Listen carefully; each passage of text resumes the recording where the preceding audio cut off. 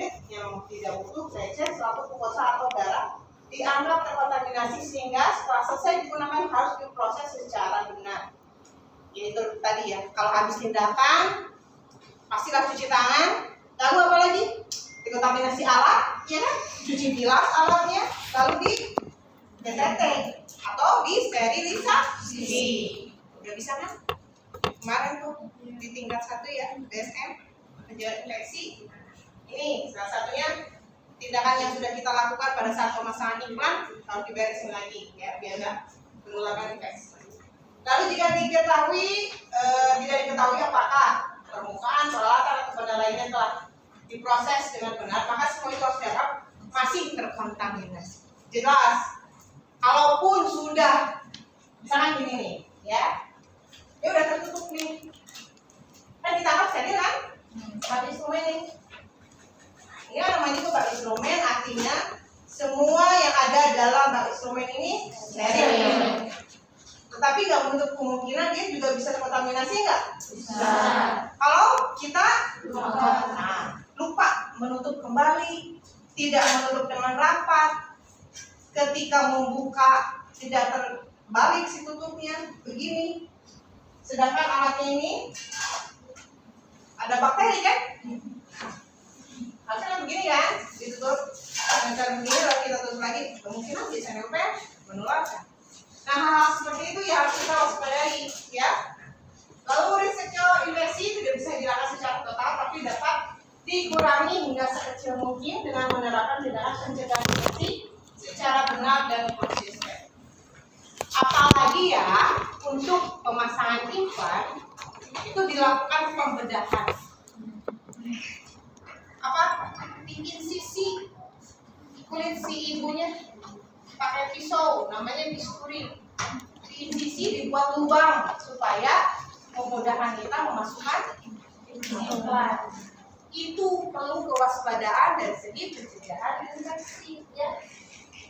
Lalu beberapa hal berikut yang merupakan cara pelaksanaan kewaspadaan standar. Nah, ini standarnya ini ya, agar setiap orang beresiko. Jangan lupa kita cuci tangan ya.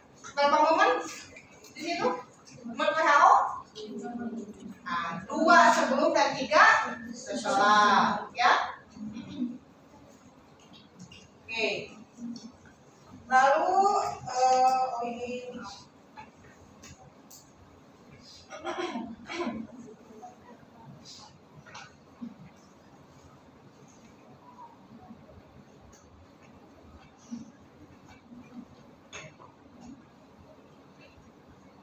bagian ini.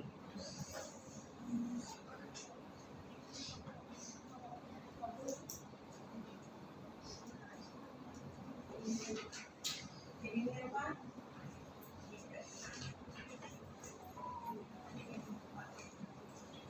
Apa aja tuh yang cuci tangan?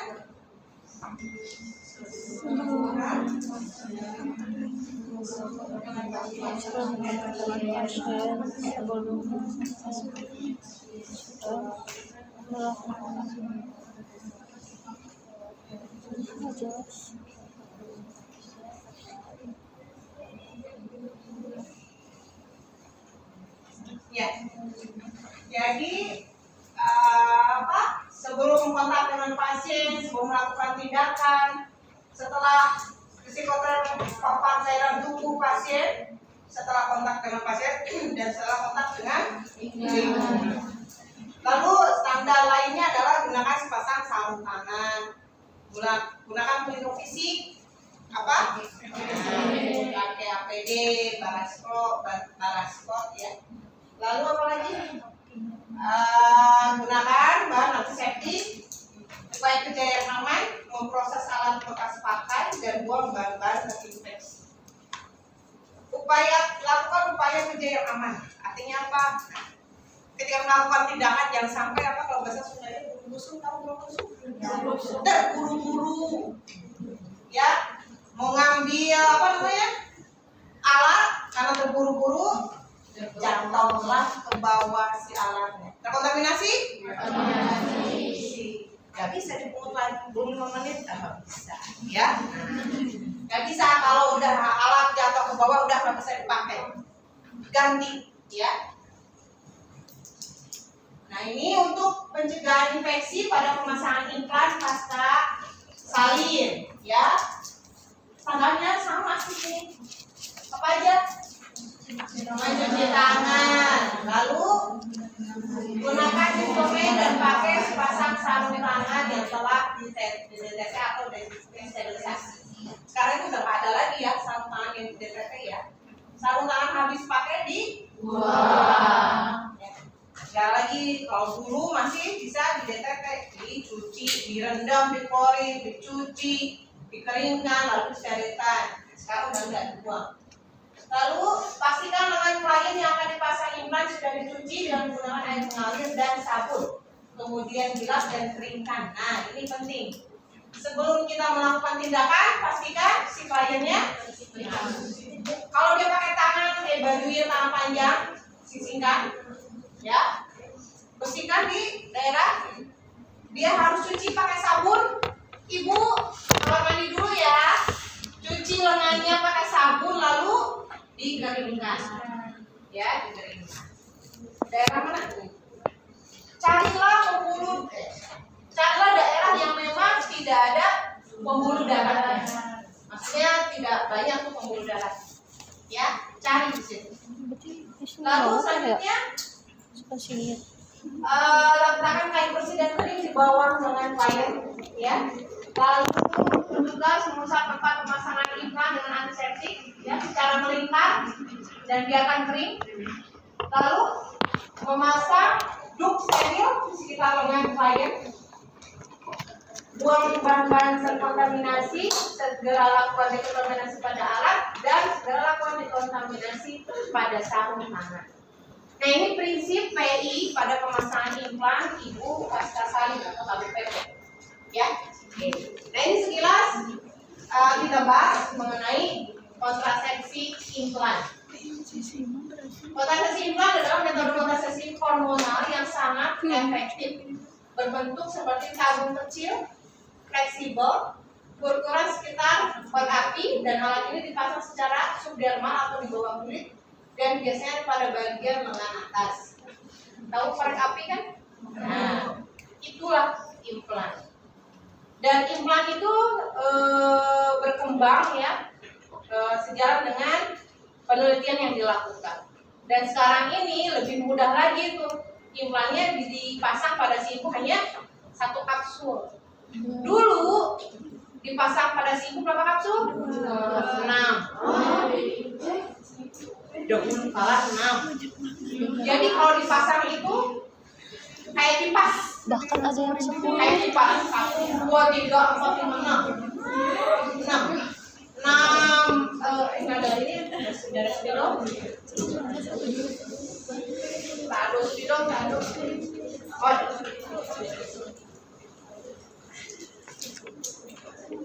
Dulu itu dipasangnya sampai 6. Jadi makanya si bidan dia harus membuat pola kalau memasang implan pada pasien.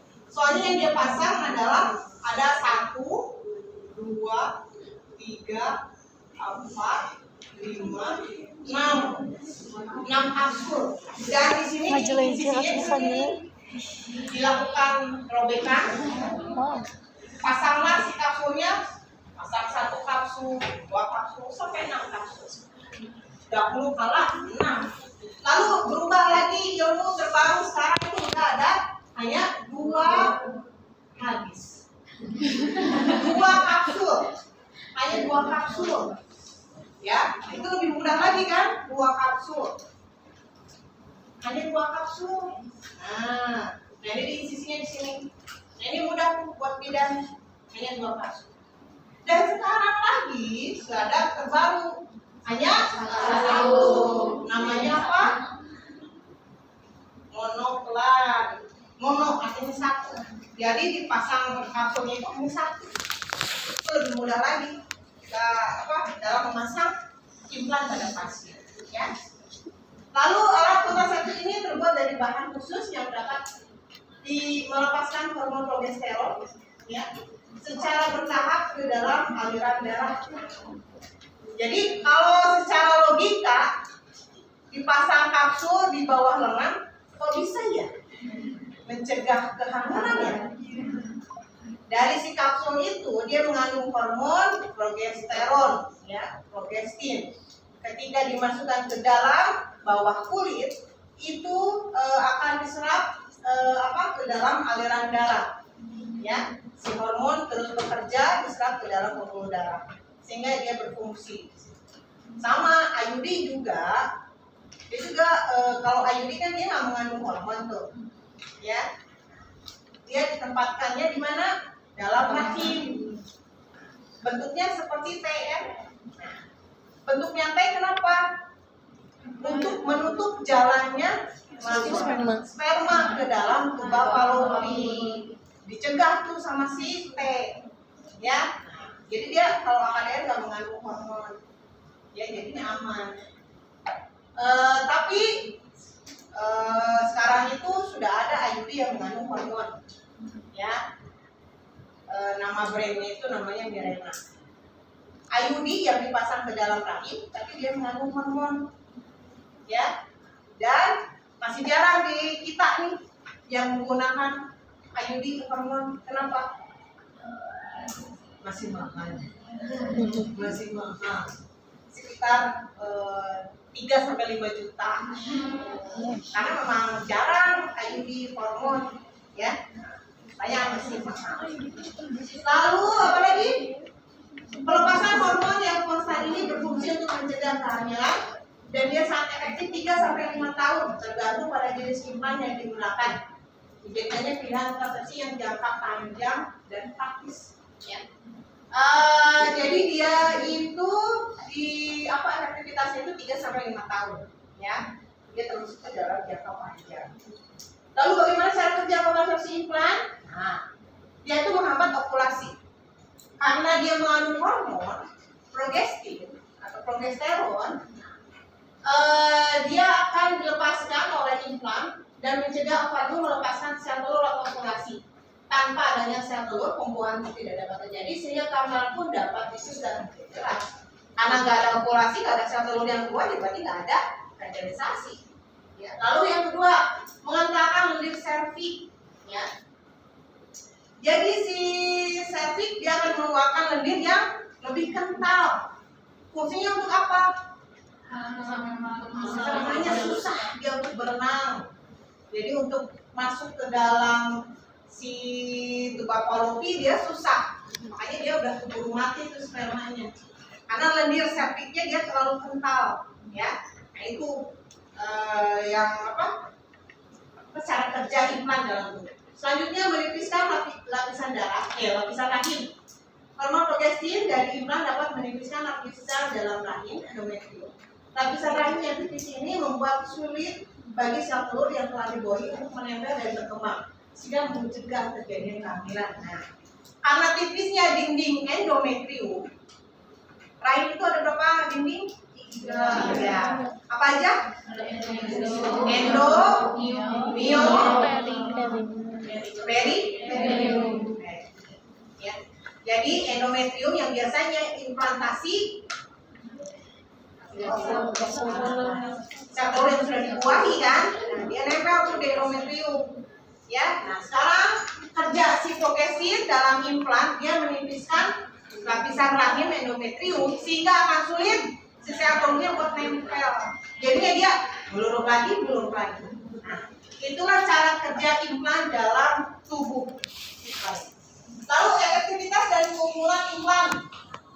Pertama, dia tingkat keberhasilannya itu tinggi, ya. Dan dia makanya disebut efektif kan si implan ini. Ya. Lalu aman untuk ibu nyusui karena tidak mengandung hormon estrogen.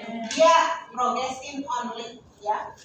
Lalu perlindungan jangka panjang, jelas 3-5 tahun, iya efektivitasnya. Lalu reversible penuh, artinya kesuburan akan kembali normal segera setelah implan dilepas dan membuat keunggulan bagi pasangan yang berencana untuk memiliki anak di kemudian hari karena tidak ada jangka panjang yang menghambat kemampuan untuk hamil. Jadi persepsi di masyarakat, stigma di masyarakat mengenai implan banyak. Pakai implan nanti tuh sih kakinya jalan ke jantung. Pokoknya tanya lagi saya kalau kalian ke masyarakat, banyak banget tuh stigmanya. Kalau di menurut akal logika kita nggak masuk akal kan ya? Jangan di mana gitu ya. Terus apa lagi? Itu tadi apa namanya? Ya mensnya nggak teratur katanya. Terus rahimnya jadi kering, susah hamil dan sebagainya. Nah itu banyak tuh stigma di masyarakat mengenai implan khususnya. Belum lagi IUD kok banyak banget.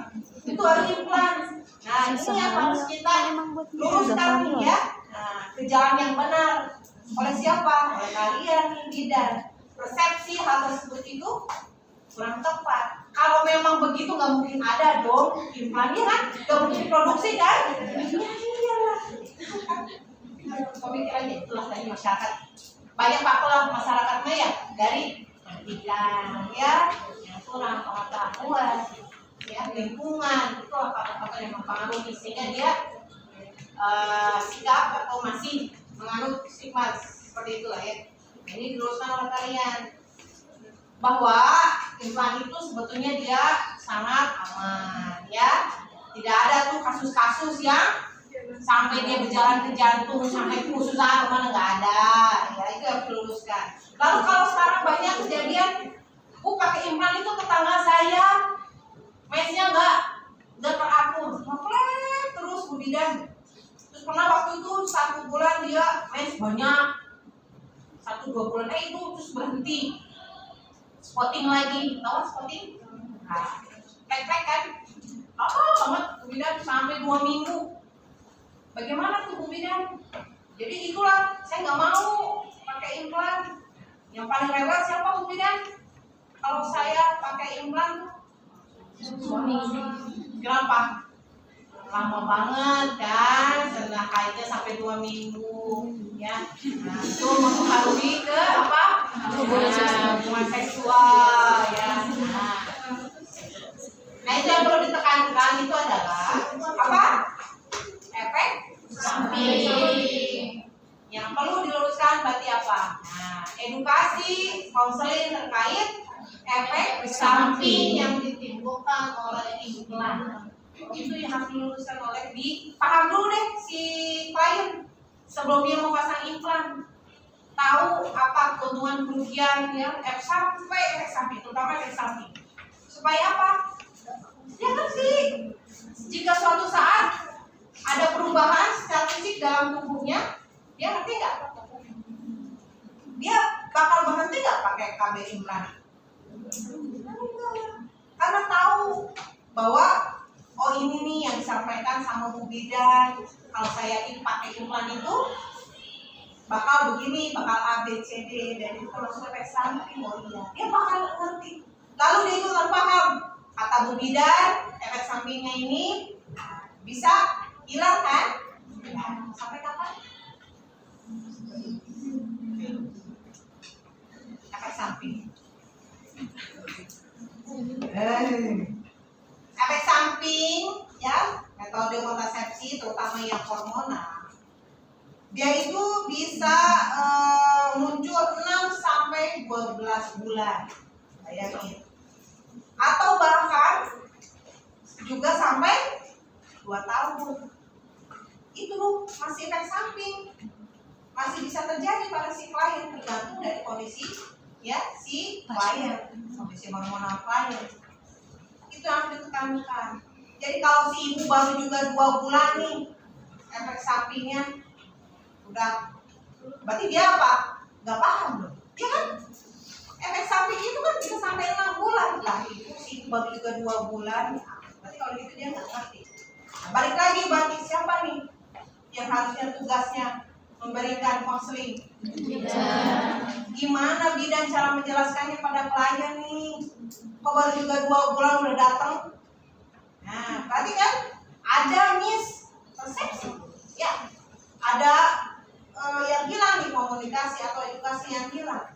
Nah, itulah ditekankan kepada masyarakat bahwa Bu, efek samping metode kontrasepsi itu kan beda-beda ya. Ada juga kan ibu klien yang dia tidak mengalami efek samping, ada nggak? Ada.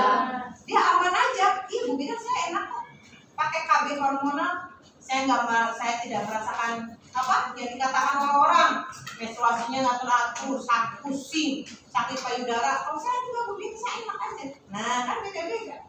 Ada yang memang menimbulkan efek sampingnya itu lama, ya ada.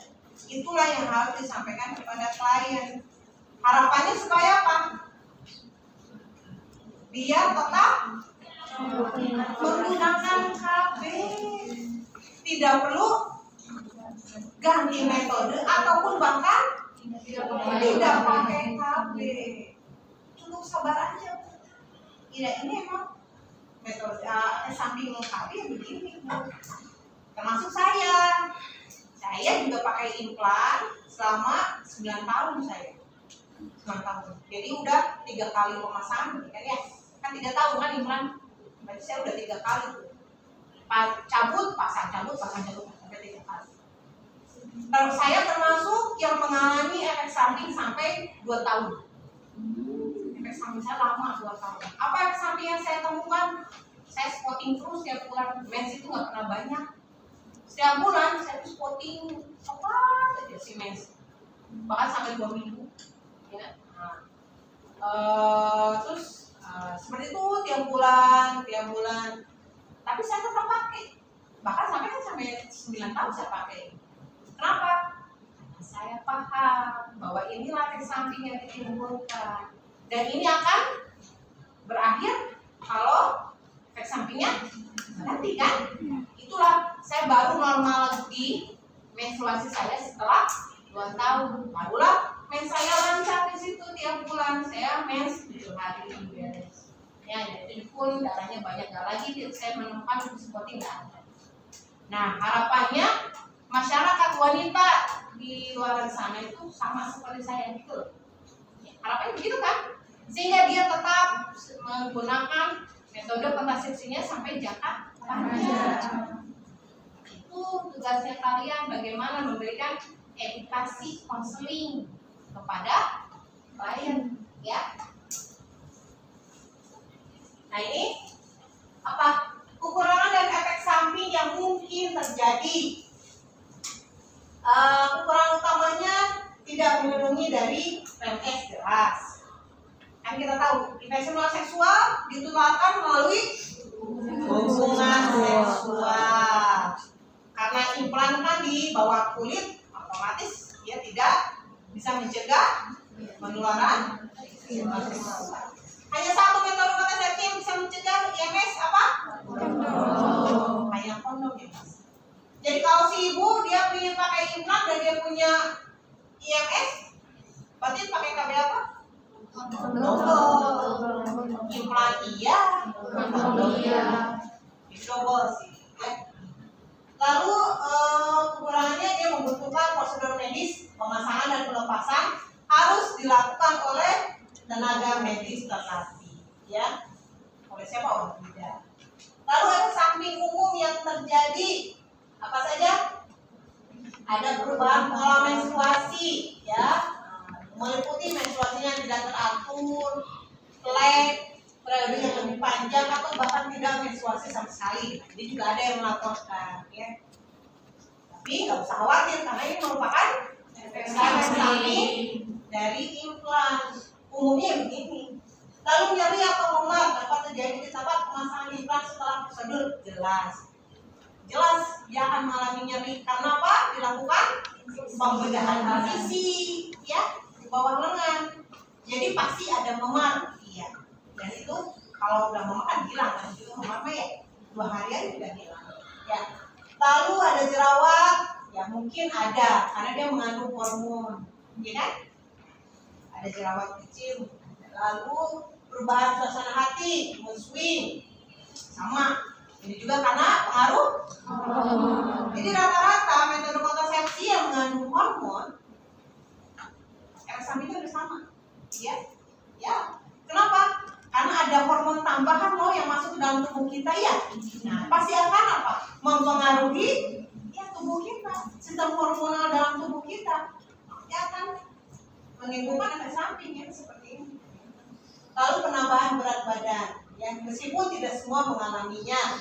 Saya termasuk juga orang yang tidak mengalami peningkatan berat badan. Berat badan saya normal, saya pakai implan. Jerawat saya nggak ada.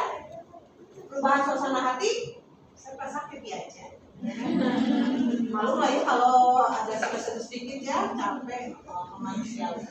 Jadi otomatis ya pada saat pemasangan aja. Pola menstruasi yang paling ini saya pakai sampai yang saya temukan hanya pola menstruasi. Lalu risiko komplikasi serius seperti infeksi di lokasi pemasangan atau pembentukan jaringan parut saat jarang terjadi. Namun penting untuk memantau area tersebut setelah pemasangan. Jarang terjadi sih. Nah itulah makanya kita perlu kompetensi terlatih ya dalam pemasangan implan. Jangan sampai pada saat pemasangan implan kurang tepat sehingga menimbulkan risiko pada klien. Ya seperti implan yang kita masukkan kan harusnya di mana? Bawah kulit kan? Ya bawah kulit tipis kayak suntikan apa? Nah, raputan kayak raputan di bawah kulit kan? Sekarang kalau terlalu dalam masuknya ke otot apa dampaknya? Terlalu dalam nih ke otot nih pasang si kapsul implannya dikeluarkan. Udah tanggung masuk otot. Hah? Siapa lagi?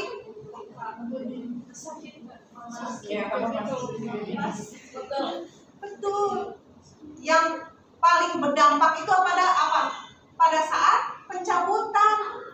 Sulit. Kenapa? Karena terlalu dalam. Karena itu di bawah kulit. Jadi yang pada saat pengambilan justru yang sulit. Tapi untuk efektivitasnya sama nggak? Sama-sama diserap pembuluh darah. Tapi ya tadi dia terlalu dalam. Kasihan nanti si bidan yang mau cabut kesusahan. Insisinya pasti akan lebih dalam.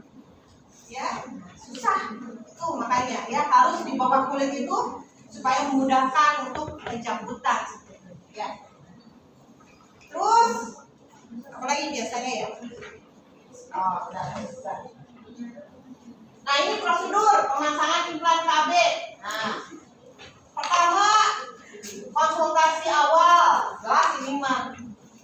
Pertama sebelum dilakukan tindakan, dia harus tahu dulu tentang implan secara keseluruhan si klien.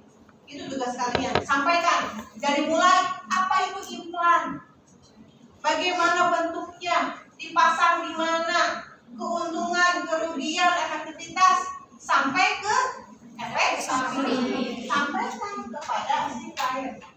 Yang kedua, persiapan dan anestesi lokal. Persiapan alat, bahan, dan juga kitanya, si klien dan kitanya, ya. Dan anestesi lokal, berarti kita pakai apa? Anestesi lokal, lidokain, ya. Kita pakai lidokain untuk melakukan anestesi lokal pada saat melakukan insisi. Lalu kita pasangkanlah implan, akan membuat sayatan kecil. Jangan persepsi kalian menganggap insisi itu seperti kalian mengiris dagingnya. Bukan ya. Hanya apa? Seperti cuma segitu doang, nggak dalam, nggak boleh dalam. Kan cuma kulit doang. Jadi sangat-sangat tipis banget.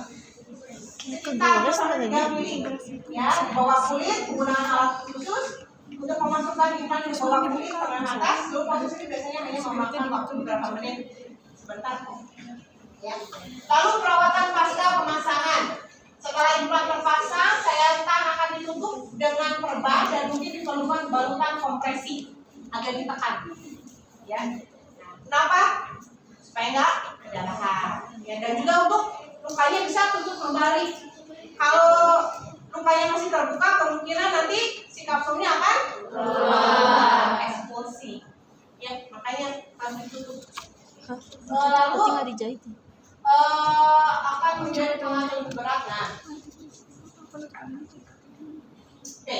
Setelah melakukan pemasangan, diharapkan si ibu tidak melakukan aktivitas yang berat dulu, ya. Istirahat dulu lengan yang kirinya, ya. Jadi yang dia pakai lengan kanan dulu sampai beberapa hari lah ya.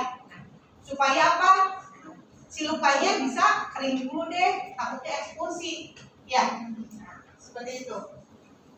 Oke, sampai sini ada yang ditanyakan? Cukup? Itu yang diceritakan.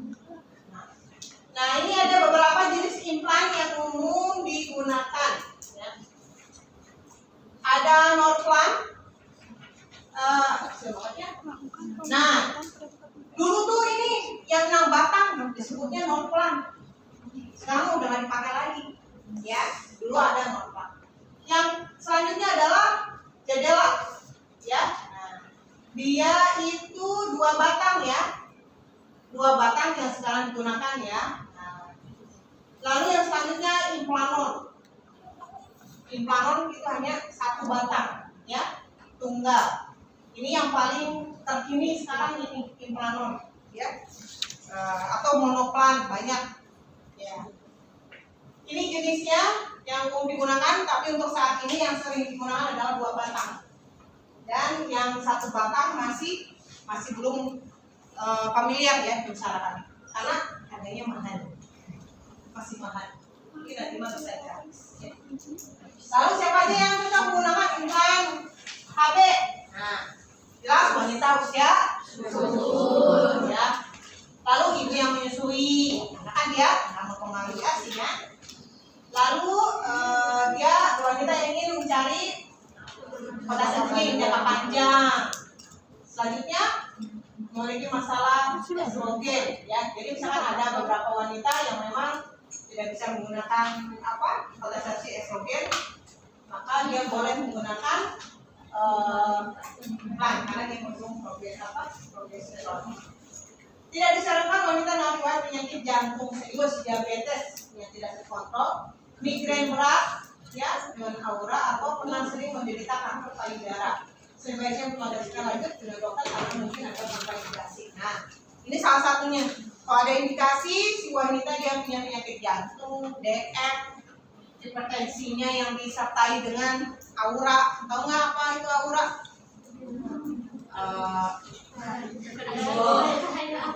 Ya, apa namanya? Berpunang-punang sampai benar kayak migrain lagi lah gitu ya, nggak bisa berubah dengan aura hipertensinya yang sudah parah, nggak bisa ya. Karena itu bisa mengakibatkan apa? Komplikasi. Nah, hal-hal yang perlu diperhatikan setelah pemasangan apa aja? Pemantauan perubahan menstruasi. Ini yang paling jelas akan terlihat ya. Akan terjadinya perubahan menstruasi. Lalu perhatikan efek samping lain, ya, jerawat, musil dan sebagainya. Dan lagi perhatikan adalah jika efek samping yang ditimbulkan dia menimbulkan risiko atau masalah pada si ibu. Apa salah satunya? Hipertensi. Si ibu pakai KB implan udah beberapa bulan, ternyata timbul masalah lain dalam tubuhnya, ya. Dia mengalami perubahan berat badan yang gratis, ya. Setiap bulannya naik. Nah, itu dia akan mengarah ke hipertensi. Hati-hati. Kalau ada efek samping yang menimbulkan resiko lebih pada tubuhnya, itu kemungkinan dia harus dibegal. Hentikan penggunaan implan dan diharapkan dia pakai KB yang lain. Ya. Lalu segera konsultasikan untuk keluhan yang serius. Ya, tadi yang saya sampaikan, ada hipertensi, lalu ada jantung. Ya, harus konsultan. Ganti implan tepat waktu. Nah, karena dia efektivitasnya 3-5 tahun dan efektifnya sebetulnya adalah 3 tahun. Jadi kalau udah 3 tahun harus nah, lalu gunakan kondom untuk perlindungan ya. Sama IUD juga perlindungannya itu 8-10 tahun. Tapi untuk lebih efektifnya biasanya udah 5 tahun dia ganti ya si IUD. Nah, sekarang asuhan lanjut implan Ini mau saya asuhan atau mau lihat video dulu pemasangannya? Video Asuhan lanjutan pasca salinan nih pada pemasangan implan apa saja?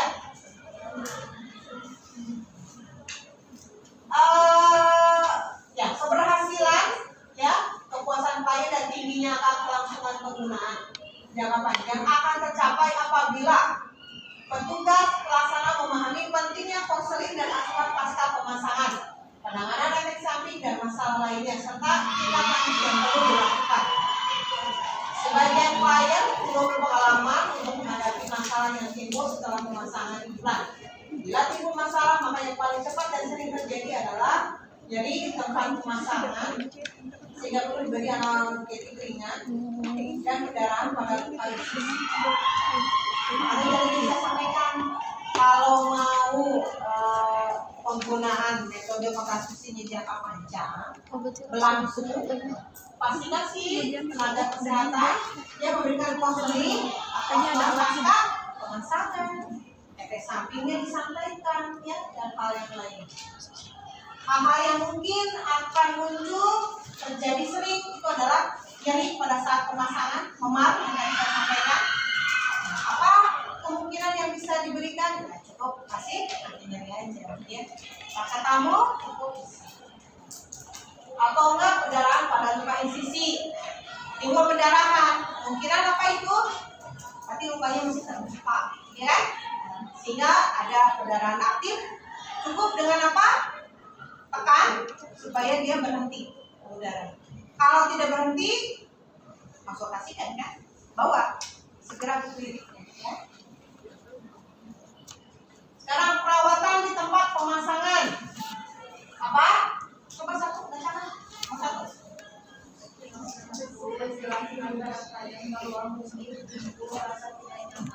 Satu atau dua kali di tempat pemasangan setelah efek anestesi lokal hilang. Mungkin juga terjadi perubahan warna, memar atau pembengkakan di tempat yang sama dalam beberapa hari, tetapi itu normal. Nah, sampaikan pada si ibu kalau habis dipasang. Ibu nanti jangan khawatir ya. Kan ini nanti ditutup ya, perban kan diperban. Kalau habis diperban ya 2-3 hari kan dilepas. Terus ibu jangan heran kalau nanti masih ada memar, ya, masih ada sakit. Karena itu habis tindakan pemasangan, ya, dan itu akan hilang. Seperti itu. Lalu selanjutnya nomor 2, berhati-hati agar tempat pemasangan implan tidak terbentuk sesuatu atau terkena air untuk paling sedikit 48 jam. Balutan boleh dilepas setelah 48 jam, tetapi plester atau band air tidak boleh dilepas dalam 3-5 hari. Atau luka insisi dapat mengalami infeksi bila basah terkena air. nah, nggak boleh kena air tuh kalau ada pemasangan. Jadi harus Sering-sering. mandi dulu ibu ya. Nah, jangan basah dulu bu, ya. Kecuali kalau pakai balutannya ya, nah, di air, boleh itu aman, ya. Jadi kan kalau habis pemasangan itu kan pakai perban dan dibalut kan. Nah, setelah berapa? 48 jam balutannya boleh dilepas tuh, tapi si perbannya nggak boleh dulu dilepas, di BNN-nya 3-5 hari ditunggu dulu sampai betul-betul luka infeksi, lukanya itu betul-betul udah kering, udah menutup, ya.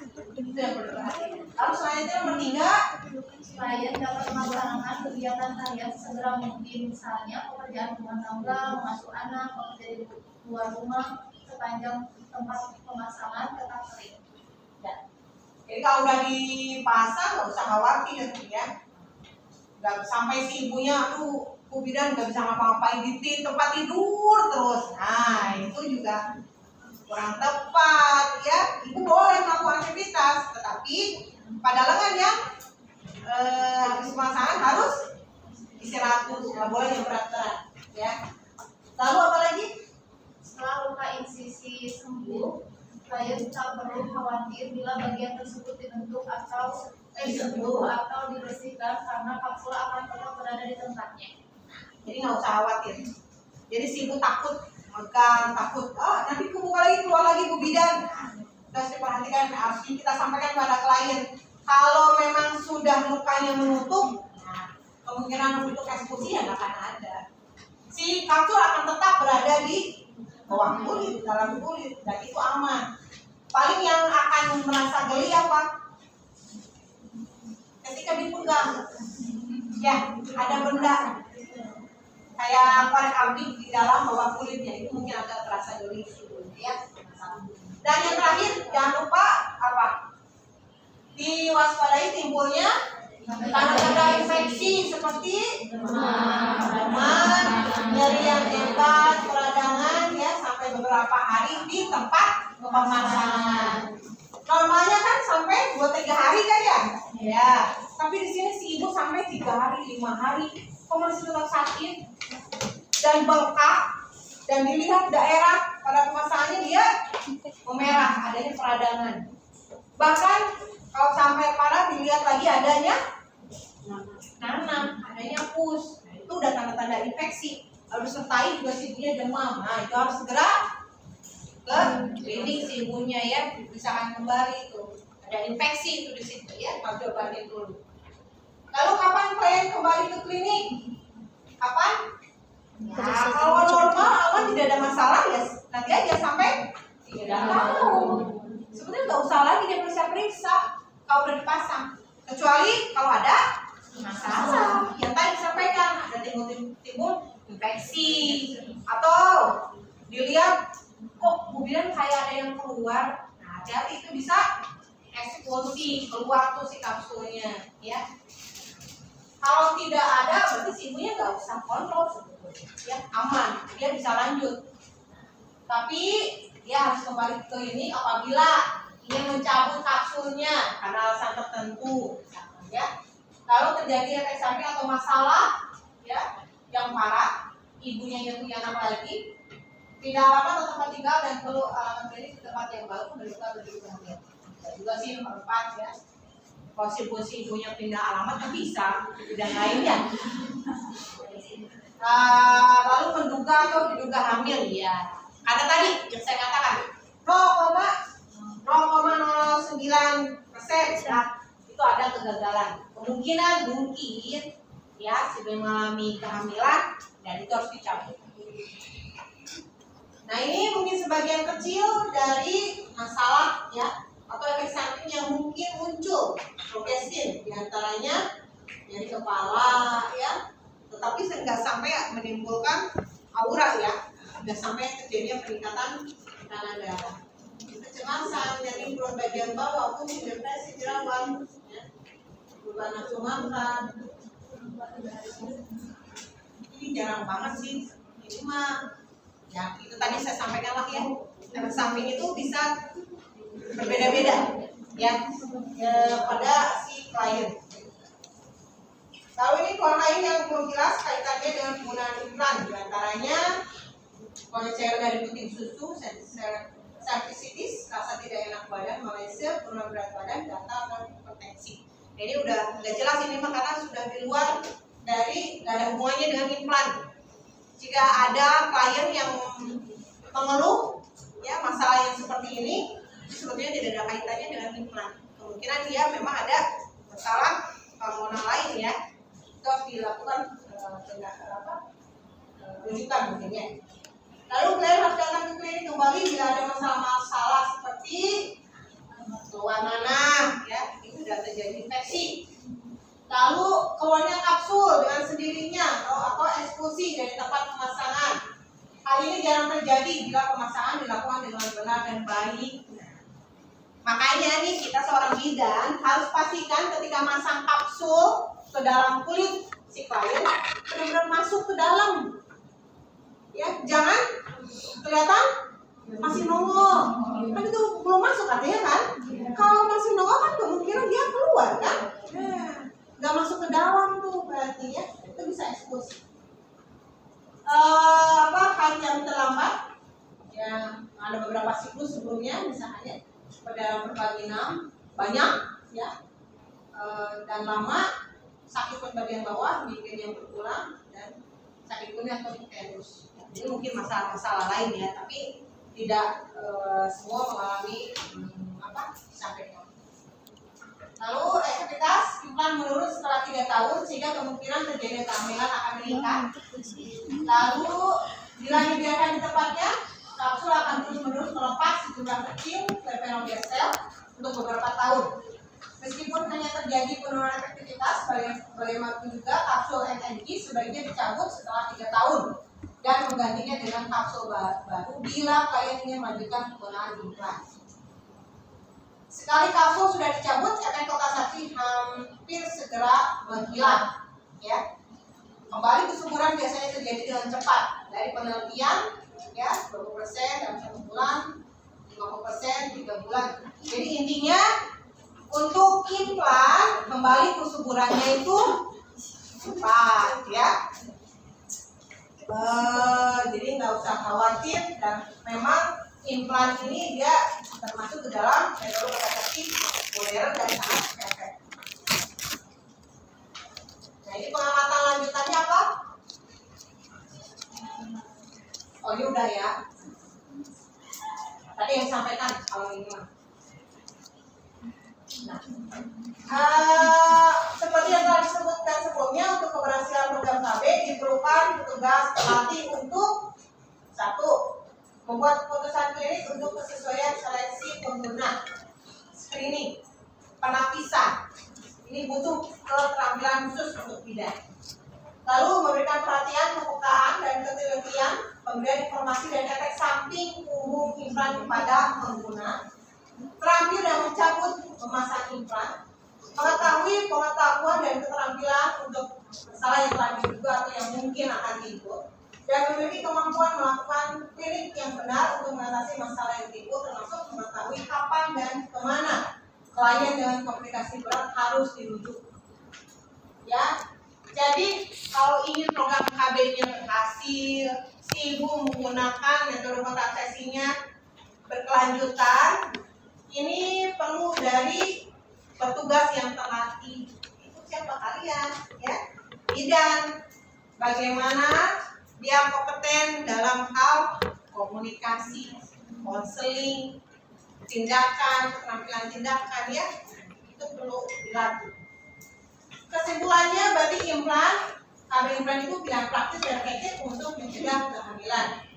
Ya, perlindungan optimal dan jangka panjang, kepraktisan dan keamanan, pentingnya konsultasi medis dan perlindungan yang komprehensif. Ya, artinya tadi sudah saya sampaikan, dalam pemasangan KB implan perlu adanya tadi apa? Kewaspadaan, ya. Nah, pencegahan infeksi terutama, ya. Lalu konsultasi medis, ya. Lalu perlindungan secara komprehensif. Ya, sampai sini ada yang bertanya terkait metode kontrasepsi implan. Ya, silakan. Di sini gue izin bertanya, kalau misalnya mau dipasang lagi tadi setelah 3 tahun, terus insisinya tuh masih di luka yang lama atau bagaimana? Oke, pertanyaan yang bagus, terima kasih. Nah, gimana menurut kalian? Udah 3 tahun nih dia pakai, mau cabut pasang, bongkar pasang namanya. Dibongkar, artinya diambil kapsul baru, mau terus dipasang lagi. Apakah di tempat insisi yang sama atau yang berbeda? Sama. Kenapa sama? Betul. Pertama adalah untuk apa? Recycling repair. Nah, kita harus bisa meminimalisir kesakitan pada si ibu kan? Nah, ya, jadi kita insisi, kita masukkan kapsulnya ya, pas insisi itu lagi. Diinsisi untuk mengeluarkan si kapsul yang lama kan, lalu setelah diambil masukkan lagi kapsul yang baru. Tempat yang sama. Kalau yang begitu berarti kebayang dong, nanti bekas lukanya dia udah berapa banyak di sini kan, penuh mungkin di sini ya, melingkar. Ya, ada. Ya, oke, ada pertanyaan lain, silakan. Ya, ibu izin bertanya, kalau misalnya ada klien nih, ada infeksi atau flu waktu gitu, terus ada eksklusi misalnya itu datang lagi ke bidan, tindakan apa yang bidan lakukan gitu, misalnya kalau eksklusi itu misalnya ada permasalahan di langkah atau Terima kasih, pertanyaan yang bagus. Oke, kalau sekarang Bu ada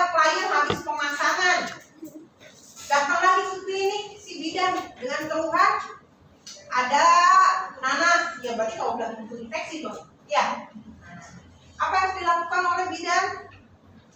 Pertama, kalau memang tidak ada eksekusi, ini berbeda kasus lainnya, tidak ada eksekusi, kapsulnya nggak loyo, cuman infeksi aja di sekitar pemasangan. Yang harus kita obatin berarti apa? Infeksinya. Kasih apa? Paracetamol, menurun demamnya, dan berikan antibiotik untuk infeksinya. Dan si ibunya udah bisa tetap menggunakan si kapsul.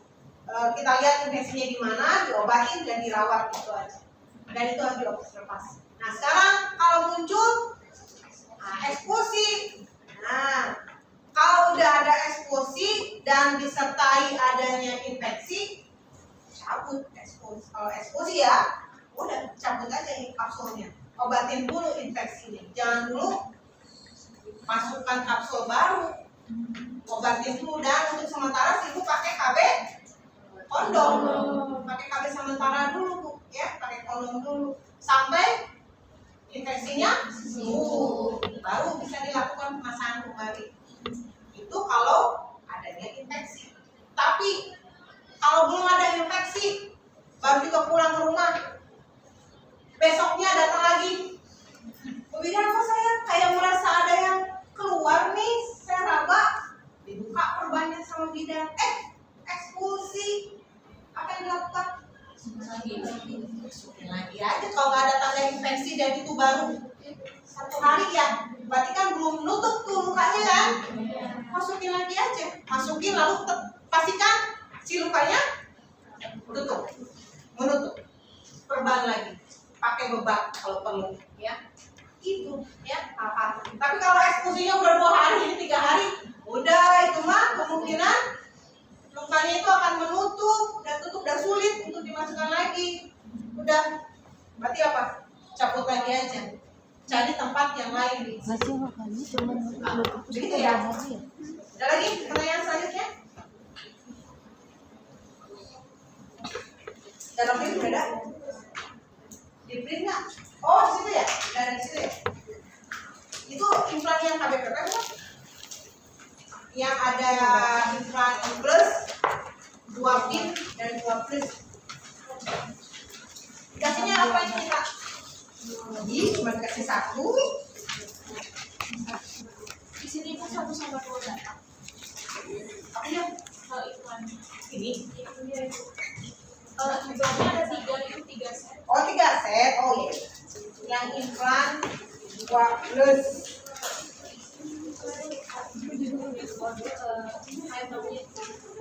Ya, dia gimana mau masak?